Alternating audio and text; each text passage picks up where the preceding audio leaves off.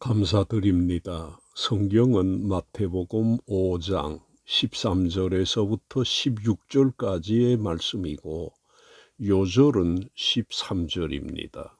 너희는 세상의 소금이니 소금이 만일 그 맛을 잃으면 무엇으로 짜게 하리요? 후에는 아무 쓸데 없어 다만 밖에 버려져 사람에게 밟힐 뿐이니라. 아멘.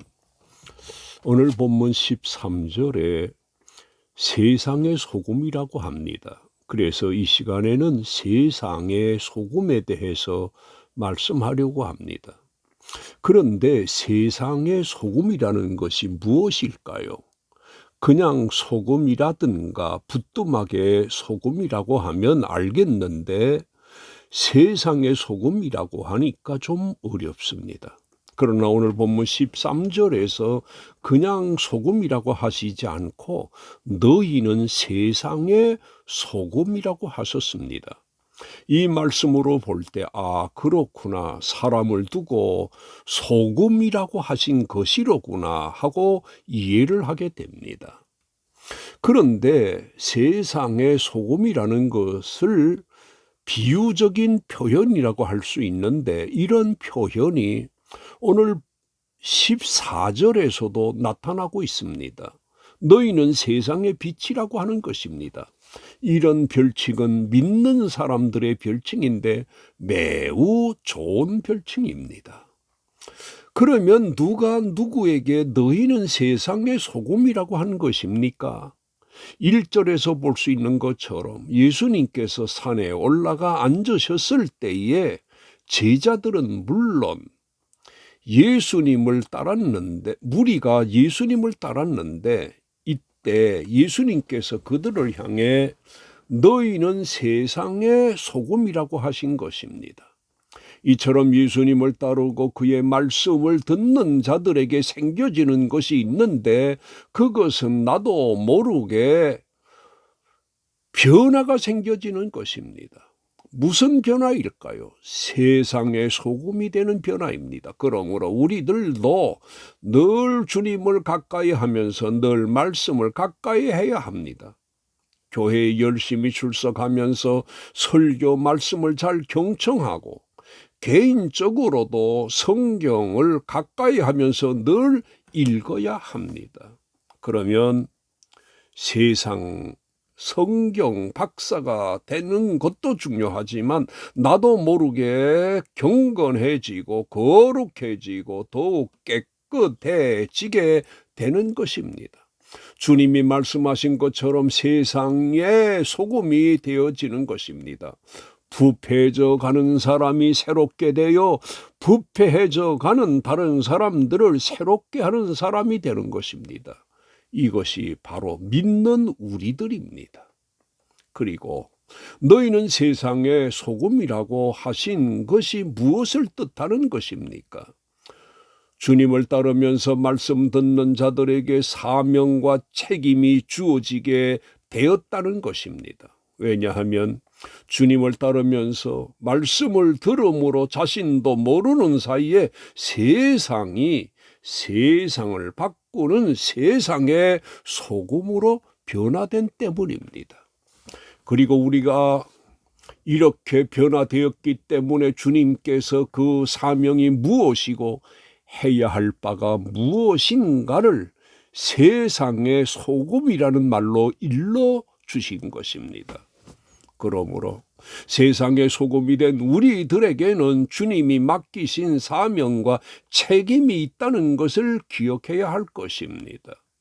그리고 우리들에게 주어진 세상의 소금의 역할을 다하려고 힘을 써야 할 것입니다.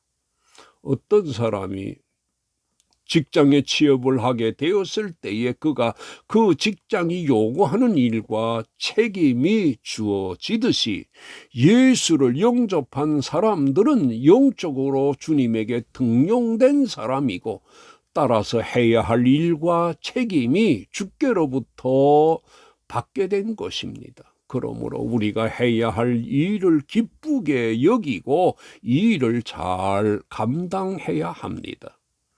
사람이 같은 일을 해도 어떤 마음을 가지느냐 하는 것이 매우 중요한데, 어떤 두 청소부가 전에 교회의 재래식 화장실 청소를 하면서 너 먹어라 그러더라는 것입니다. 그런데 그 이유는 교회 화장실의 경우 같은 사람의 인분이라고 해도 그 냄새가 덜한 모양입니다.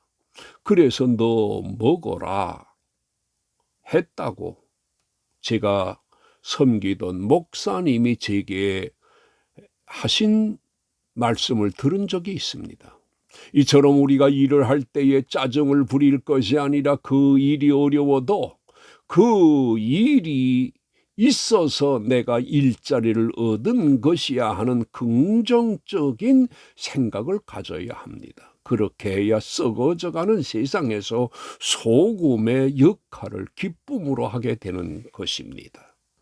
그러면 세상의 소금이 된 우리들에게 그 어떤 사명과 책임이 있을까요? 그것은 다름이 아니라 소금의 많은 역할 가운데 하나가 방부제 역할입니다.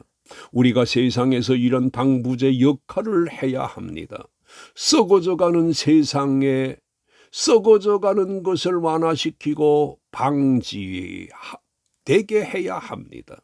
그런데 소금이 이런 역할을 하려면 우리가 세상 속으로 들어가야 합니다. 왜냐하면 부뚜막에 소금도 넣어야 한다는 말에서 볼 수 있는 것처럼 세상의 소금인 우리들도 세상 속으로 들어가야 합니다.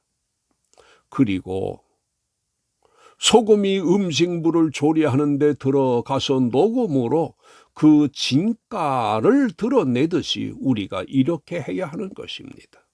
그런데 여기서 녹는다는 것은 자기를 희생하는 것을 가리키는 것입니다. 그래야 우리가 맡은 사명과 그 책임을 다하게 되는 것입니다. 우리가 이런 내용에서 볼 수 있는 것처럼 세상의 소금된 우리가 희생하지 않으면 결코 그 책임과 사명을 다하지 못하는 것입니다. 주님의 경우도 우리를 위해 희생하심으로 우리가 믿게 되었고 새 사람이 된 때문입니다. 그리고 너희는 세상의 소금이라고 하신 말씀이 세상의 상태를 말하는 것인데 세상이 어떤 상태라는 것일까요? 썩었고 또 썩어져 가고 있음을 의미하는 것입니다.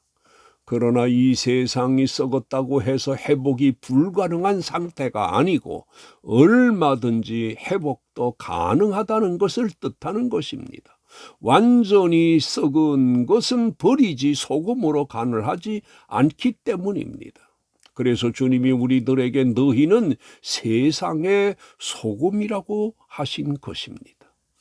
만약에 세상이 완전히 썩어 회복이 불가능한 상태라면 하나님이 세상을 소돔과 고모라 성같이 심판하셨을 것입니다. 그러나 세상이 이 정도는 아니어서 우리들에게 너희는 세상의 소금이라고 하신 것입니다. 따라서 세상은 우리들의 역할로서 썩어져 가는 속도를 늦출 수 있고 고쳐질 수도 있다는 것입니다. 마태복음 이 설교가 길어서 2부에서 계속됩니다. 아멘.